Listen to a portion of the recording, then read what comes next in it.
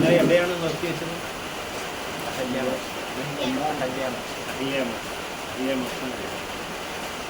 അഹല്യമോക്ഷത്തിന് ശേഷം വിശ്വാമിത്രൻ രാമലക്ഷ്മണന്മാരുമായിട്ട് മിഥിലാപുരിയിലേക്കാണ് യാത്ര ചെയ്തത്.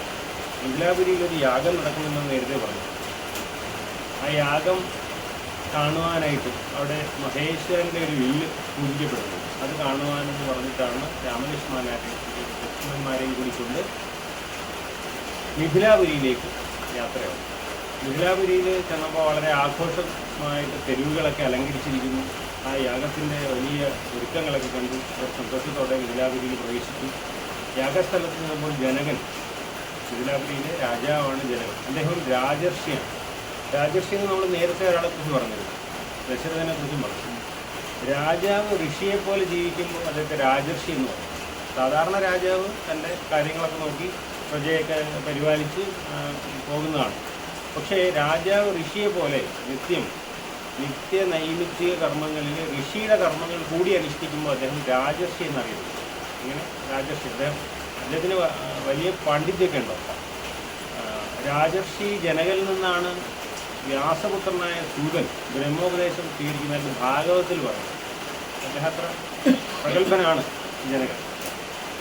അപ്പോൾ മിഥിലാപുരി ജനകനാണ് ഭരിക്കുന്നത്. വിശ്വാമിത്രൻ വരുന്നു എന്നറിഞ്ഞിട്ട് അദ്ദേഹം പരിവാരങ്ങളോടുകൂടി വിശ്വാമിത്രനെ ആചരപൂർവ്വം ഉപചാരങ്ങളൊക്കെ ചെയ്ത് എൻ്റെ യാഗസ്ഥലത്തേക്ക് ക്ഷണിച്ചു. കുശലാന്വേഷണങ്ങളൊക്കെ നടത്തി. മഹാതപസ്യായിരിക്കുന്ന വിശ്വാമിത്രൻ വന്നത് യാഗത്തിന് തന്നെ പവിത്രമാണ്, തനിക്കും തൻ്റെ പ്രതികൾക്കും വളരെ മംഗലമാണെന്നൊക്കെ പറഞ്ഞ് സന്തോഷത്തോടെ സംസാരിച്ചു. അപ്പോഴാണ് കൂടെ വന്ന രണ്ട് കുമാരന്മാരെ കണ്ടത്. ആരാണെന്ന് ചോദിച്ചു.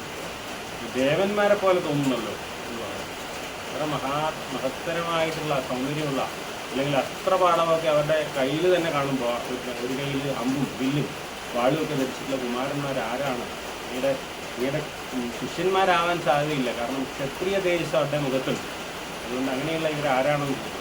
അപ്പോൾ വിശ്വാമിത്രൻ പറയുന്നത് ദശരഥ മഹാരാജൻ, വിശാഖവംശത്തിലെ ദശരഥ മഹാരാജാവിൻ്റെ പുത്രന്മാരായ രാമനും ലക്ഷ്മണനും സിദ്ധാശ്രമത്തിലെ യാഗരക്ഷയ്ക്ക് വന്നതാണെന്നും പിന്നീട് തടകയെ കൊന്ന കാര്യങ്ങളും അഹല്യമോക്ഷമൊക്കെ പറഞ്ഞു കൊടുത്തു. രാജാവിന് വളരെ അത്ഭുതമായി.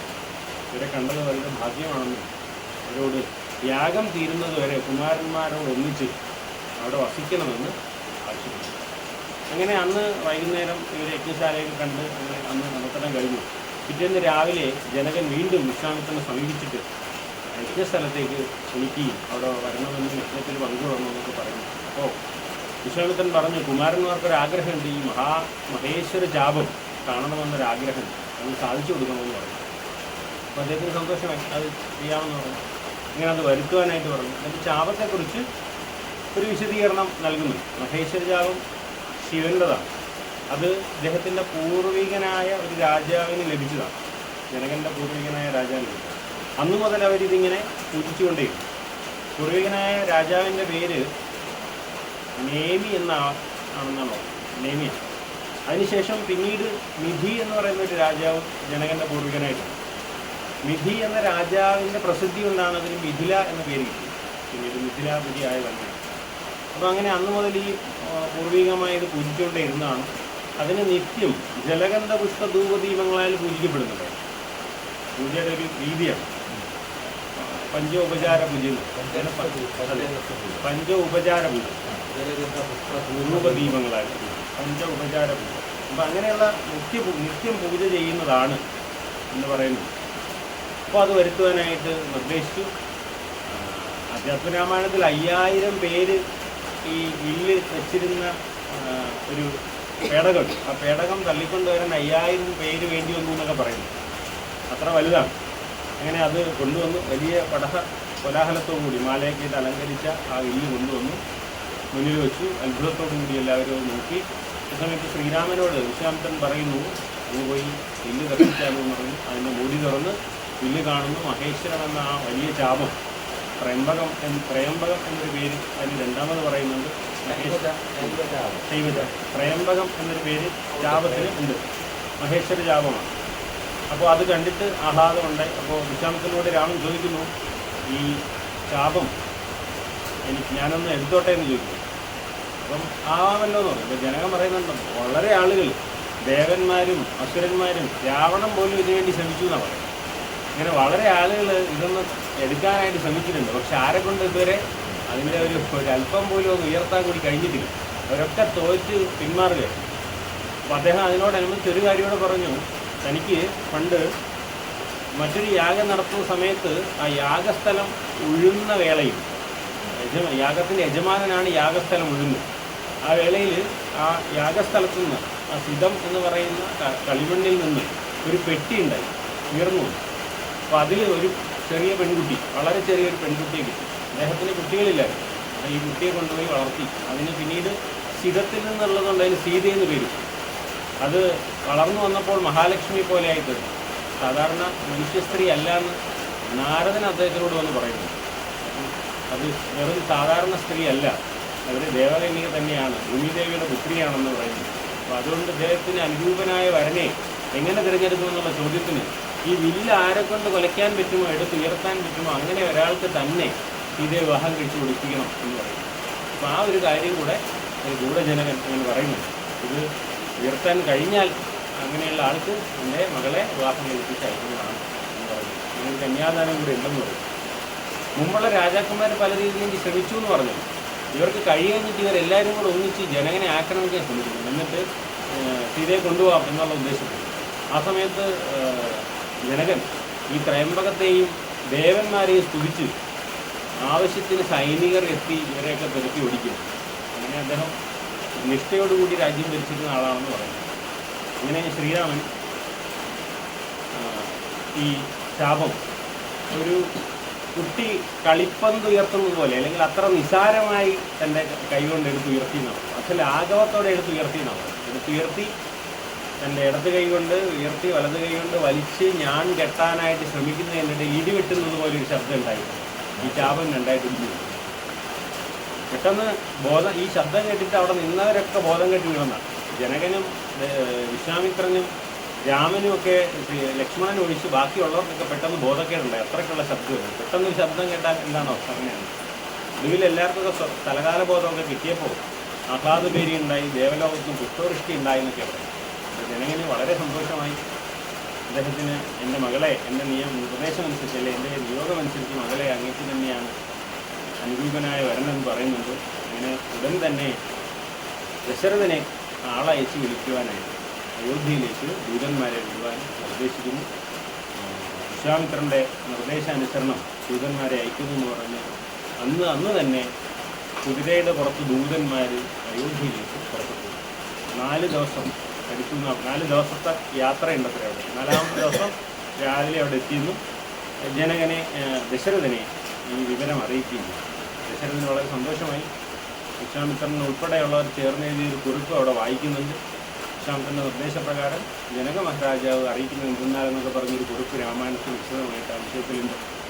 അപ്പോൾ അതിന് പ്രകാരം അങ്ങയുടെ മകൻ ജനകൻ്റെ മകളെ വിവാഹം കഴിക്കാൻ ആഗ്രഹിച്ചു. അങ്ങനെ ത്രയംബകം വില്ലൊക്കെ കളിച്ചു.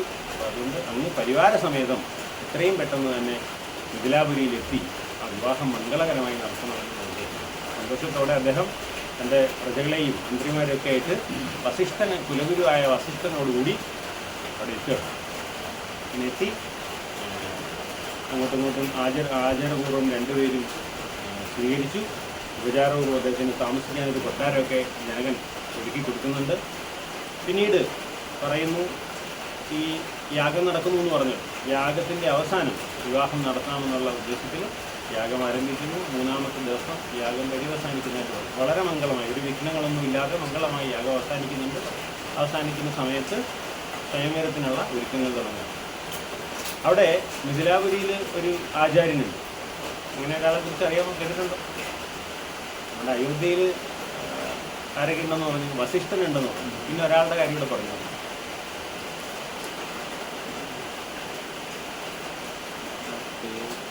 അതോടെ നിൽക്കട്ടെ.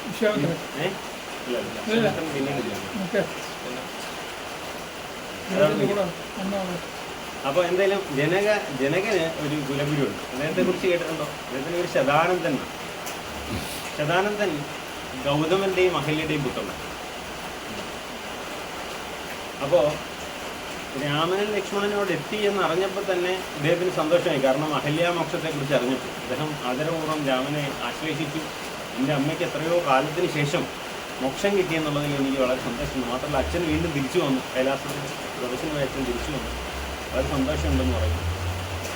ശതാനന്ദൻ രാമനെ സ്നേഹത്തോടെ സംസാരിക്കുന്നതായിട്ടൊക്കെ പറയും. ശതാനന്ദനാണ് ജനകൻ്റെ കുലഗുരുവായിട്ട് പറയുന്നത്.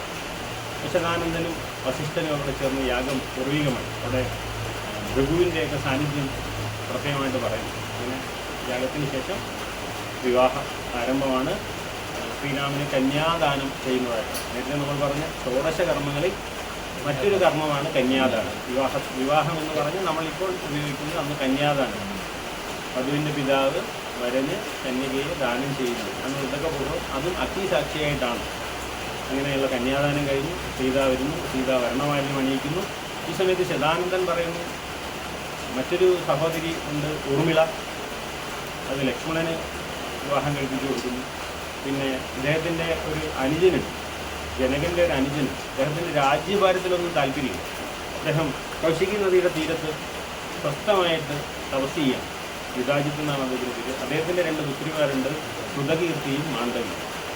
അവരെ യഥാക്രമം ഭരതശത്രുന്മാരെ കൊണ്ട് വിവാഹം കഴിപ്പിച്ചു. അവരെ കൂടെ വിളിച്ചു വരുന്നുണ്ട് വിവാഹത്തോടല്ല. അങ്ങനെ വിവാഹം വളരെ മംഗളമായി. ഒരു വിവാഹം 4 വിവാഹമായിട്ട് പരിണമിച്ച് വളരെ മംഗളകരമായി ആ നാടിൽ മുഴുവൻ ആഘോഷമായിട്ട് നടക്കും. അത് കഴിഞ്ഞിട്ട് ശതാനന്ദൻ അദ്ദേഹത്തിനോട് രാമനും ലക്ഷ്മണനൊക്കെ ആയിട്ട് ഇരിക്കുന്ന സമയത്ത്, സ്വസ്ഥമായി ഇരിക്കുന്ന സമയത്ത് കൂടെ വന്ന വിശ്വാമിത്രനെ കുറിച്ച് പറയുന്നു. ഇവരെ നമ്മൾ വിശ്വാമിത്രൻ്റെ പൂർവിക വിഷയങ്ങളെക്കുറിച്ച് നമ്മൾ കേട്ടില്ല. അത് പറയുന്നത് ശതാനന്ദനാണ്. നിങ്ങളെ കൊണ്ടുവന്ന വിശ്വാമിത്രൻ നിസ്സാരക്കാരനല്ല. അദ്ദേഹം മഹാതപസ്വിയായ ഋഷിയാണ്, ബ്രഹ്മർഷിയാണ്. അദ്ദേഹത്തിനെ കുറിച്ച് പറയുന്നത് ഈ സൂര്യവംശത്തിൽ നഹുഷൻ എന്ന രാജാവുണ്ടായിരുന്നു. അദ്ദേഹത്തിൻ്റെ പിൻതലമുറയിൽപ്പെട്ട ഒരാളാണ് ആര്? വിശ്വാമിത്രൻ. വിശ്വാമിത്രൻ്റെ അച്ഛനെ കുറിച്ച് പറഞ്ഞായിരുന്നു. എന്താണ് പേര് ഓർമ്മയുണ്ട്? ഗാധി എന്നാണ്. അതായത് പുരൂരവസം എന്ന് പറഞ്ഞിട്ട് സൂര്യവംശത്തിലെ രാജാവുണ്ടായിരുന്നു. അദ്ദേഹത്തിന് 4 പുത്രനുണ്ട്. അതിൽ പ്രധാനി യയാതി. യയാതിയുടെ പുത്രൻ കുരുവിൻ്റെ പുത്രൻ അറിയോ? കുരുവിൻ്റെ പുത്രൻ അറിയാം? അങ്ങനെ കേട്ടിട്ടുണ്ടോ? കുരുവ് കേട്ടിട്ടുണ്ടോ? ഭീമൻ്റെ പുത്രൻ വിജയൻ്റെ പുത്രൻ കേട്ടിട്ടുണ്ടോ? വീണ്ടും ഒരു കുരുവാണ്. അങ്ങനെ ആ കുരുവിൻ്റെ പുത്രനാണ് ഗാധിയുടെ പുത്രൻ വിശ്വാമിത്രൻ. ഇങ്ങനെയാണ്. അന്ന് വിശ്വാമിത്രൻ്റെ പേര് കൗശികനാണ്. വിശ്വാമിത്രന് ഒരു സഹോദരി ഗാധിക്ക് ഒരു പുത്രി കൂടി ഉണ്ടെന്ന് പറഞ്ഞു. സത്യമതി എന്നാണ് പേര്. അവർ തപസ് ചെയ്ത് ഒരു നദിയായിട്ട് മാറി കൗശികി നദി ഇപ്പോഴുണ്ട്. അപ്പോൾ അതിൻ്റെ തീരത്താണ് വിശ്വാമിത്രൻ ഇപ്പം സ്വസ്ഥമായിട്ട് വസിക്കുന്നതെന്ന് പറഞ്ഞു, സിദ്ധാശ്രമത്തിൽ എത്തുന്നതിന് മുമ്പ്. ഇങ്ങനെയാണ്.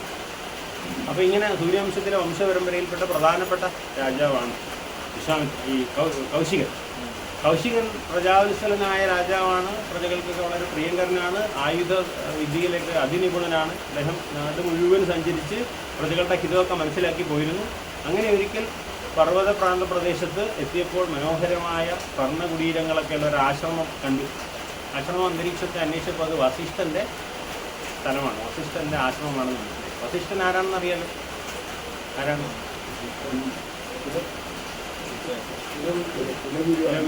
ആരുടെ? ദശരഥൻ. അതിനേക്കാൾ ഉപരിയായിട്ട് വസിഷ്ഠൻ ആരാണ്? സപ്തഋഷികളിൽ പ്രധാനിയാണ്. കൂടാതെ ബ്രഹ്മാവിൻ്റെ പുത്രനാണ് വസിഷ്ഠൻ. വസിഷ്ഠൻ്റെ ആശ്രമം. അപ്പോൾ അദ്ദേഹത്തിൻ്റെ ആശ്രമം വളരെ വലിയ ആശ്രമമാണ്. ഒരുപാട് മുനികളൊക്കെ താമസിക്കുന്നുണ്ട്, കുമാരന്മാർ ശിഷ്യ അഭ്യസിക്കുന്നുണ്ട്. അങ്ങനെ ഒരുപാട് വളരെ പ്രാധാന്യമുള്ളതാണ്. അവിടെ യക്ഷന്മാരും കിന്നരന്മാരും ഒക്കെ അവിടെ താമസിക്കുന്നുണ്ട്. യക്ഷന്മാരുടെയും കിന്നരന്മാരുടെയും പ്രത്യേകത മനുഷ്യനെ അവരെ കാണാൻ പറ്റും. അവർ അരൂപികളായിട്ട് താമസിക്കുന്നവരാണ്. അവർ പോലും ഈ വസിഷ്ഠൻ്റെ ആശ്രമ പരിസരത്ത് താമസിക്കുന്നതാണ്. അങ്ങനെയുള്ള മൃഗങ്ങളെ വിദ്വേഷമില്ലാതെ താമസിക്കുന്ന ഒരു സ്ഥലമായിട്ട് പറയും. ഒരുപാട് വളർത്തുമൃഗങ്ങൾ അവിടെയുണ്ട്, പശുക്കളുണ്ട്. അങ്ങനെ ഒത്തിരി കാര്യങ്ങൾ പറയുന്നു. അങ്ങനെ വസിഷ്ഠൻ്റെ ആശ്രമം കണ്ടു. രാജാവ് സന്തോഷത്തോടെ അവിടെ പ്രവേശിച്ചു. വസിഷ്ഠൻ അദ്ദേഹത്തെ ആദരപൂർവ്വം വിളിച്ചിരുത്തി രാജാവിനോട് വളരെ സ്നേഹത്തോടെ സംസാരിച്ചു. അങ്ങ് വളരെ കീർത്തിമാനായ സൂര്യവംശത്തിലെ രാജാവാണ്. അങ്ങയോട് എനിക്ക് വളരെ സ്നേഹമുണ്ട്. അങ്ങയുടെ പ്രസിദ്ധി എനിക്ക് നന്നായിട്ട് അറിയാം. അങ്ങ് ഇവിടെ വന്നത് വളരെ സന്തോഷമാണ്. അങ്ങ് എൻ്റെ ആതിഥ്യം സ്വീകരിച്ച് പോയാൽ മതിയെന്ന് പറയുന്നു. ആദ്യം ഉപചാരമൊക്കെ ചെയ്തെങ്കിലും ബലമൂലാദികളൊക്കെ കൊടുത്തു. എന്നാൽ അതൊന്നും പോരാ, അങ്ങക്ക് അങ്ങയുടെ സൈന്യവും എൻ്റെ ആതിഥ്യം സ്വീകരിച്ച് പോയാൽ മതിയെന്ന് പറഞ്ഞു. രാജാവ് പറഞ്ഞു, ഇങ്ങനെ ഒരു മഹർഷിക്ക് ഇത്രയും സൈന്യത്തെയൊക്കെ ഭക്ഷണം കൊടുക്കണമെങ്കിൽ വലിയ ബുദ്ധിമുട്ടല്ല. അതെന്ന് പറഞ്ഞ് അങ്ങയുടെ ഉപചാരം കൊണ്ട് തന്നെ വളരെ സന്തോഷമുണ്ട്, സാരമില്ല ഞങ്ങൾ പൊക്കോളാം എന്ന് പറയുന്നുണ്ട്. ഒഴിയാനൊക്കെ നോക്കിയിട്ട് വസിഷ്ഠൻ സമ്മതിക്കുന്നില്ല.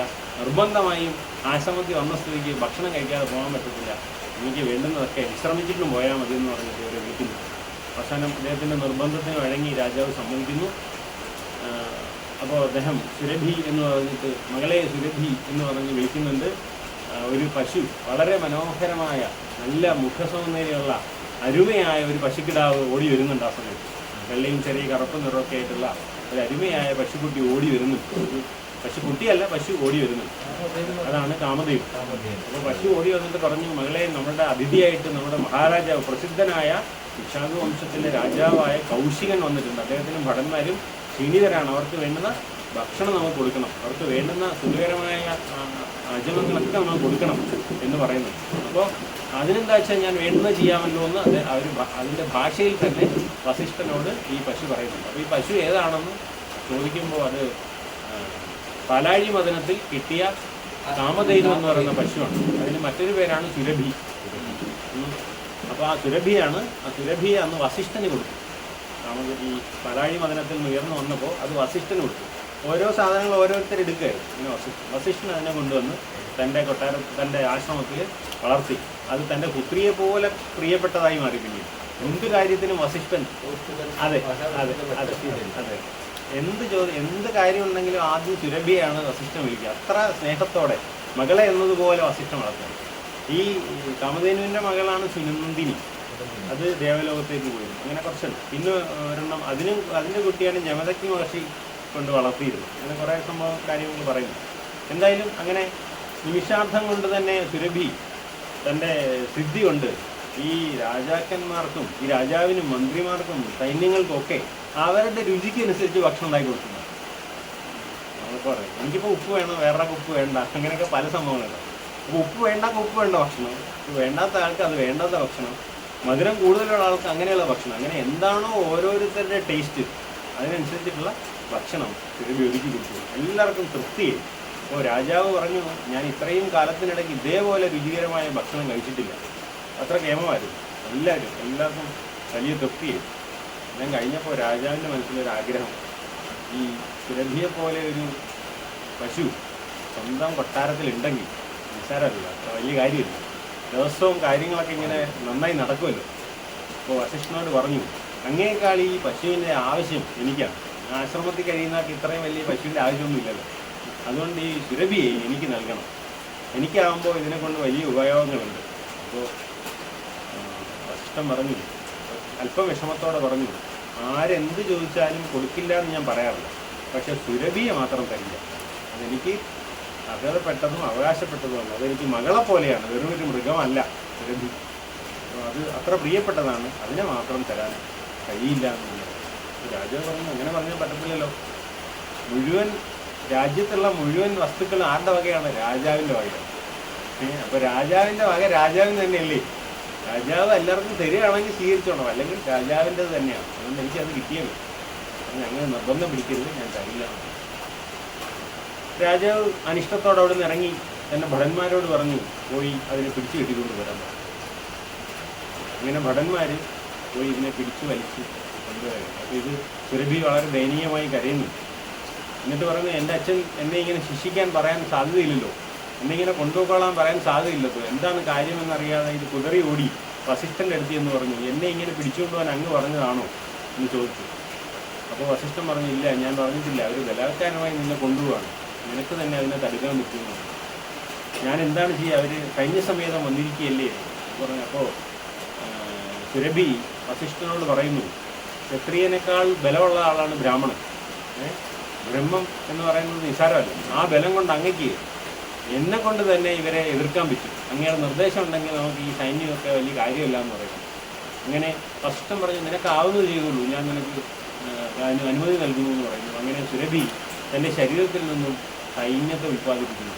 ആ സൈന്യം വിശ്വാമിത്രൻ്റെ സൈന്യത്തോട് എതിരിടുന്നു. വിശ്വാമിത്രൻ നോക്കിയപ്പോൾ തൻ്റെ ഭടന്മാരെല്ലാം മരിച്ചു വീഴുക.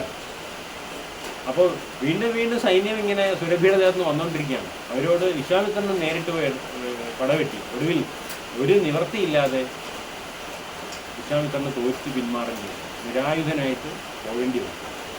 അപ്പോൾ അവിടെ തൻ്റെ ക്ഷാത്രവീര്യത്തെക്കാൾ വസിഷ്ഠൻ്റെ ബ്രഹ്മശക്തിക്കാണ് പ്രാധാന്യമെന്ന് മനസ്സിലാക്കി ഇതിനെന്താണ് പരിഹാരമെന്ന് ആലോചിച്ച് കൊട്ടാരത്തിൽ പോയിട്ട് അദ്ദേഹം വളരെ വിഷമത്തോടെയായിരുന്നു. ഒടുവിൽ അദ്ദേഹം കൊട്ടാരം ഉപേക്ഷിച്ചിട്ട് വസിഷ്ഠന് തുല്യമായ ശക്തി നേടണം എന്ന് വിചാരിച്ചിട്ട് നിസ്സാരമായ ഒരു പശുവിനെ കൊണ്ട് വസിഷ്ഠൻ എന്നെ തോൽപ്പിച്ചു, ആ വസിഷ്ഠന് തുല്യമായ ശക്തി നേടണം എന്ന് പറഞ്ഞിട്ട് തപസ്സിന് പോവുക. രാജ്യമൊക്കെ പുത്രന്മാരെയൊക്കെ ഏൽപ്പിച്ചിട്ട് അദ്ദേഹം തപസ്സിന് പോവുക. തപസ്സിന് പോയി തെക്കേ ഭാഗത്ത് പോയി തപസ് ചെയ്തു. വളരെ കാലം തപസ് ചെയ്ത് ബ്രഹ്മാവ് പ്രത്യക്ഷപ്പെട്ടു. അല്ല, ആ ശിവനെയാണ് ആദ്യം തപസ് ചെയ്യുന്നത്. ശിവനെ തപസ് ചെയ്തു, പറഞ്ഞു എനിക്ക് ദിവ്യാസ്ത്രങ്ങൾ വേണം, മഹാദിവ്യാസ്ത്രങ്ങൾ വേണം എന്ന് പറഞ്ഞു. അതിനെന്താ അങ്ങക്ക് ലോകത്തിൽ വശംവദമായിട്ടുള്ള എല്ലാ ദിവ്യാസ്ത്രങ്ങളും അങ്ങക്ക് ഞാൻ തന്നിരിക്കുന്നു. അങ്ങനെ സന്തോഷത്തോടെ ആ ദിവ്യാസ്ത്രങ്ങളൊക്കെ കിട്ടിയ അഹങ്കാരത്തോടുകൂടി അദ്ദേഹം നേരെ വസിഷ്ഠൻ്റെ അടുത്തേക്ക് എന്നിട്ട് പറഞ്ഞു, ഞാൻ ദിവ്യാസ്ത്രങ്ങൾ തപസ്സുകൊണ്ട് മേടിച്ച് അങ്ങക്ക് തുല്യനായി വന്നിരിക്കുകയാണ്, യുദ്ധം ചെയ്യാൻ ഒരുങ്ങിക്കൊള്ളുമെന്ന് പറഞ്ഞു. മറുപടി വരുന്നതിന് മുമ്പേ ശരവർഷം തുടങ്ങിയെന്നാണ്. അപ്പോൾ അവിടെ പക്ഷികളും മൃഗങ്ങളും ഒക്കെ 4 പാടും ചിതറിയോടി. ആശ്രമ അന്തരീക്ഷം ഒരു യുദ്ധക്കളം പോലെ പെട്ടെന്നായി. വസിഷ്ഠൻ പെട്ടെന്ന് പുറത്തേക്ക് ഇറങ്ങി വന്നിട്ട്, നീ ക്ഷത്രിയന്മാരിൽ അധവനായിരിക്കുന്നു, കാലവും ദേശവും നോക്കാതെ പ്രവർത്തിക്കുന്ന നിന്നെ ക്ഷത്രിയന്മാർക്ക് തന്നെ ദോഷമുള്ളവനായിട്ട് മനസ്സിലാക്കിയിരിക്കുന്നു എന്ന് പറഞ്ഞിട്ട് പുറത്തേക്ക് വന്ന് തൻ്റെ ബ്രഹ്മദണ്ഡ്, ഇത് കണ്ടിട്ടുണ്ടാവും, ഒരു വടി അതെടുത്തിട്ട് മുന്നേക്ക് വെച്ചിട്ട് നിന്നെ ഇപ്പം ഞാൻ ഇല്ലാതാക്കി കളയും, അല്ലെങ്കിൽ നിന്റെ അവസാനമാകാൻ പോവുകയാണെന്ന് പറഞ്ഞിട്ട് ഈ ബ്രഹ്മദണ്ഡ് മുന്നേക്ക് വെച്ചു. ഈ സമയത്ത് ഇദ്ദേഹം ആഗ്നേയാസ്ത്രം, ദിവ്യാസ്ത്രങ്ങൾ ലഭിച്ചതിൽ പ്രധാനപ്പെട്ട ആഗ്നേയാസ്ത്രം എടുത്ത് ഇദ്ദേഹത്തിൻ്റെ വസിഷ്ഠൻ്റെ നേർക്ക് പ്രയോഗിക്കുകയാണ്. പക്ഷേ ഈ ബ്രഹ്മദണ്ഡ് തൻ്റെ മുന്നിലേക്ക് നിന്ന സമയത്ത് ഈ ആഗ്നേയാസ്ത്രം പോലും അതിൽ തൊട്ട് കഴിഞ്ഞ് തീ വെള്ളത്തിൽ വീണതുപോലെ ആഗ്നേയാസ്ത്രം പോയി. പിന്നീട് വരുണാസ്ത്രം, ഗരുഡാസ്ത്രം, നേരത്തെ പറഞ്ഞ മാനവാസ്ത്രം, പാശുപതം, മാഹേന്ദ്രം തുടങ്ങിയവയും പിന്നെ ഇതിൻ്റെയൊക്കെ മായാസ്ത്രങ്ങളും അങ്ങനെ എന്തൊക്കെ ഉണ്ടോ ദിവ്യാസ്ത്രങ്ങൾ ഒക്കെ പ്രയോഗിച്ചു നോക്കി. ഒന്നും ബ്രഹ്മദണ്ഡിൻ്റെ അടുത്ത് ഫലമായി, ഒക്കെ നിഷ്ഫലമായി പോയത്. ഒടുവിൽ വസിഷ്ഠൻ തീ പോലെ ജലിക്കാൻ തുടങ്ങിയതാണ്. വസിഷ്ഠൻ്റെ കോപം വളരെ വലുതായി വന്നു. ഒടുവിൽ ബ്രഹ്മാവ് വന്നിട്ട് വസിഷ്ഠനെ ശാന്തമാക്കി, ഇന്ന് ഋഷികളിൽ കേമനാണ്, അങ്ങയുടെ ഗ്രാമതേജസ്സിന് മുമ്പിൽ ഒന്നും ഫലമല്ല എന്ന് പറഞ്ഞ് ആശ്വസിപ്പിച്ചു. വീണ്ടും വിശ്വാമിത്രൻ വളരെ വിഷമത്തോടെ, അഹങ്കാരം പിടിച്ചൊരു മനസ്സിന് പരാജയം വന്നാൽ എന്തു പറ്റും, അതേ രീതിയിൽ അദ്ദേഹം തിരിച്ചു പോകണം. വീണ്ടും ഈ ദിവ്യാസ്ത്രങ്ങളൊന്നും ഈ ബ്രഹ്മതേജസ്സിൻ്റെ അടുത്ത് വിലപ്പോവില്ല എന്ന് മനസ്സിലാക്കി വീണ്ടും അദ്ദേഹം പടിഞ്ഞാറേ ദിക്കിലേക്ക് തപസ്സിന് പോകാം. അങ്ങനെ ബ്രഹ്മാവിനെ തപസ് ചെയ്തു. 1000 വർഷം തപസ് ചെയ്യുമെന്ന് പറഞ്ഞു. 1000 വർഷത്തെ തപസ് കൊണ്ട് ബ്രഹ്മാവ് പ്രത്യക്ഷപ്പെട്ടു. അങ്ങ് ഋഷിയാണ് എന്ന് പറഞ്ഞിട്ട് ഒരു പട്ടം കൊടുത്തു. സ്വാഭാവികമായിട്ടും സന്തോഷം വരേണ്ടതാണ്. പക്ഷേ ഋഷി ആയതുകൊണ്ട് മാത്രം തൻ്റെ ഉദ്ദേശം നടക്കില്ല എന്ന് മനസ്സിലായി. അദ്ദേഹം വീണ്ടും തപസ് ചെയ്തു, വളരെ കാലം തപസ് ചെയ്തു. ഈ സമയത്ത് ഇന്ദ്രൻ ഈ തപസ്സിൻ്റെ കാഠിന്യം കണ്ടിട്ട് ഇന്ദ്രന് മനസ്സിലായി തൻ്റെ രാജ്യത്തിന് ഇളക്കം സംഭവിക്കാം, തനിക്ക് തുല്യനാവാനുള്ള ഉദ്ദേശമാണ് വിശ്വാമിത്രൻ എന്നുള്ള ചിന്താഗതി ഇന്ദ്രൻ മേനകയെ വിശ്വാമിത്രൻ്റെ അടുത്തേക്ക് പറഞ്ഞയക്കുന്നു. അപ്പോൾ മേനക പറയുന്നു, വിശ്വാമിത്രനെ പേടിക്കേണ്ട ആളാണ്, പെട്ടെന്ന് ദേഷ്യം വരും, ശാപം ഉണ്ടാവും, അങ്ങ് എന്നെ നോക്കിക്കോളാം എന്ന് ഉറപ്പുണ്ടെങ്കിലും കൂടെ മന്ദമാരുതിനും കാമനും ഒക്കെ കൂടെ ഉണ്ടെങ്കിൽ, വസന്തമൊക്കെ എൻ്റെ കൂടെ വന്നാൽ ഞാൻ വേണമെങ്കിൽ ഒരു കൈ നോക്കാം എന്നുള്ള ഒരു ഉറപ്പിന്മേൽ മേനക വിശ്വാമിത്രൻ്റെ ആശ്രമത്തിലേക്ക് പോകും. അപ്പോൾ അവിടെ തക്കം പാർത്ത് നല്ലൊരു അവസരം പാർത്ത് നിൽക്കുമ്പോൾ തൻ്റെ രാവിലത്തെ സന്ധ്യാവന്തനമൊക്കെ കഴിഞ്ഞ് തപസ്സിൻ്റെ ഇതൊക്കെ കഴിഞ്ഞ് സ്വസ്ഥമായി വിശ്രമിക്കുന്ന സമയത്ത് ഒരു കാറ്റാദ്യം വീശി, പിന്നെ വസന്തത്തിൻ്റെ ഒരു ലക്ഷണം വന്നു.